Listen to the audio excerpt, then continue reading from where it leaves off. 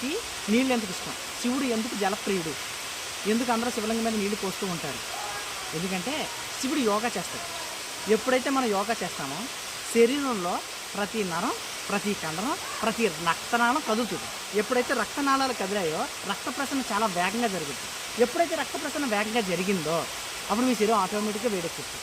సింపుల్గా చెప్పాలంటే పరిగెడితే మన శరీరం చెమటలు పట్టి వేడాలు ఎక్కుద్దో యోగా చేసినా కూడా అలా అవుతుంది.